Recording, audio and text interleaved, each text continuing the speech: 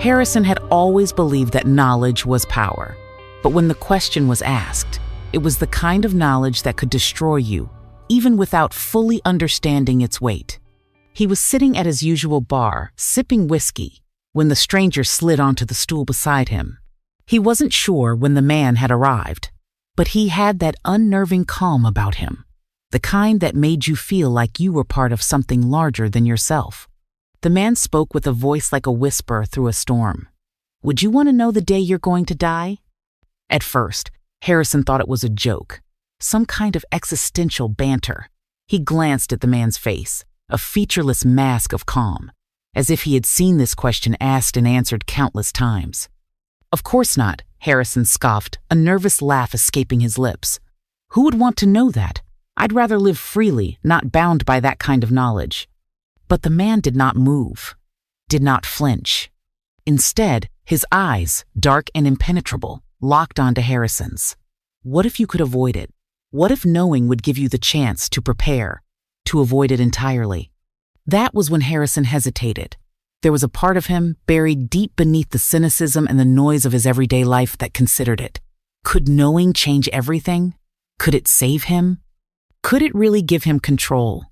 "All right," Harrison said, his voice wavering, suddenly intrigued. "Tell me, what day will it be?" The man reached into his coat and handed Harrison a slip of paper, just a folded piece of yellowed parchment. Harrison's hands trembled as he unfolded it, but when he read the date, it was as if the world shifted beneath him. The day was in exactly 1 year. And then the man was gone, disappearing into the dark of the bar, leaving Harrison alone with the weight of his knowledge. At first, Harrison tried to live as normal. He didn't change much, but the day haunted him. He couldn't stop looking at the calendar, counting the days. He became obsessed with the thought of his inevitable end.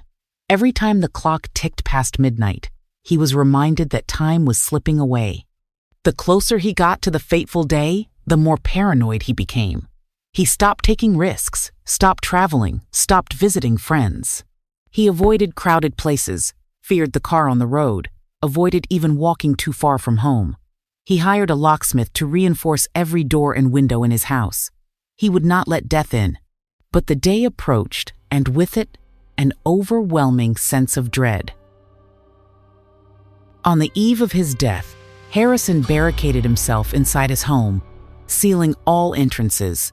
He even set up cameras to monitor every corner, convinced that there would be a way to outsmart the inevitable. As the clock struck midnight, his heart pounded in his chest. The air felt thick and suffocating. The man had been too cryptic, too calm when he'd given Harrison that date. Maybe it had all been a lie. Maybe it was just a twisted game. But no matter how much he tried to convince himself, he couldn't escape the reality.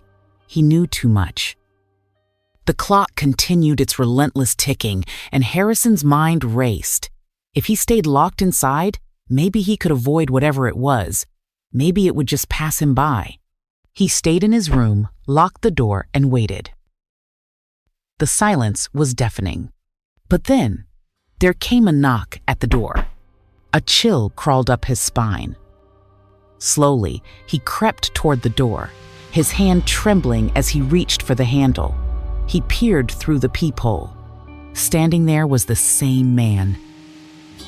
The same calm, emotionless face. Harrison's blood turned to ice. He couldn't move. He couldn't breathe. The man smiled, a thin, knowing smile. "You can't escape it, Harrison. You never could." The door swung open with a force that Harrison couldn't resist. Before he could even scream, the darkness enveloped him. And as his heart stopped, he realized the truth too late. It wasn't the knowledge of his death that had sealed his fate. It was the fear of it.